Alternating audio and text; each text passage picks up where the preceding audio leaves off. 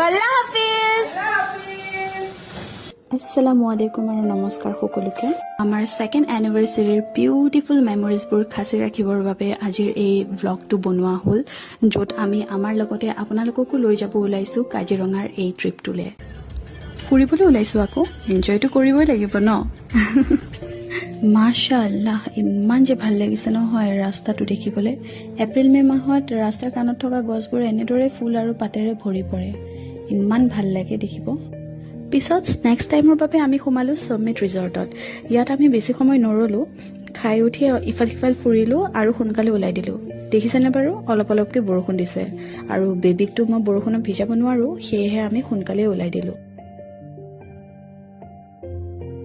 আমাৰ ডেষ্টিনেশ্যনৰ ফালে আগুৱাই গৈ থাকোঁতে আমি বাটতে দেখিবলৈ পালোঁ জংঘলী হাতী। তাৰ অলপ আগতেই আছিল হৰিণাৰ জাক আৰু তাৰ অলপ দূৰতে আমি দেখিবলৈ পালোঁ এটা এশিঙীয়া গড়, যোনে নিজৰ প্ৰাইভেট পুলত পাৰ্টি কৰি আছিলে আৰু আমাক দেখি চাগে লাজ পালে, সেইবাবে আমাক ফেচেই নেদেখুৱালে। এনিৱেইজ, এতিয়া আমি আহি পাই গ'লোঁ আমাৰ ফাইনেল ডেষ্টিনেশ্যন আয়োৰা।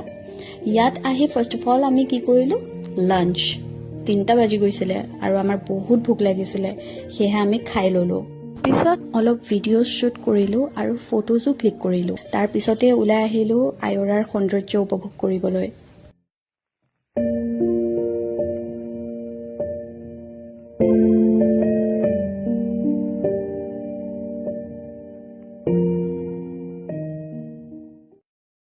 খাই বৈ ঘূৰি পকি আমি ঘৰমুৱা হ'লোঁ।